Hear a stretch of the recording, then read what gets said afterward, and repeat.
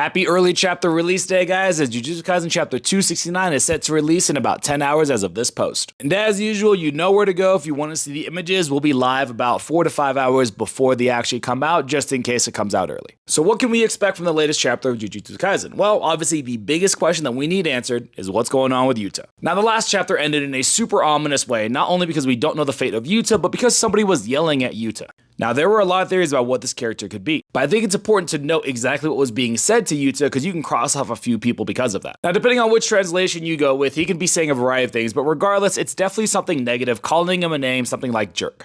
Which means you can basically cross Rika off this list because Rika does not talk to Yuta like that, and Rika also talks in a broken language. And for some reason, that was one of the more popular theories, which I don't really understand because there's no way it's Rika.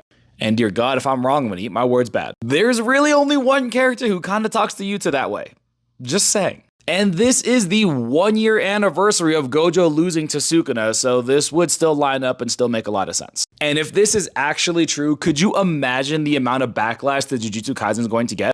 Even if he comes back in the way that a lot of us think he's going to come back as a cursed corpse. Because that would tie in the Gakuganji timeline where he learned how to put a cursed soul into an actual object. Which of course is how he creates Panda, and then from there Gojo is going to be saying, "Yuta, you jerk," because he sees Yuta inside of his own body while he's inside of some stuffed animal. And even though that was heavily foreshadowed and a huge plot point for the entire story, JJK haters will still call it Disney Kaisen regardless. And again, that's only if that's actually what's happening. Realistically, the only other character I could see it being would be Maki, but that one seems a little bit odd because they literally show Maki walking through the hallway with Kusakabe and everybody else. Some people are assuming it's going to be Kenjaku, but why? Kenjaku was literally eaten alive so they could use his curse technique to its best ability.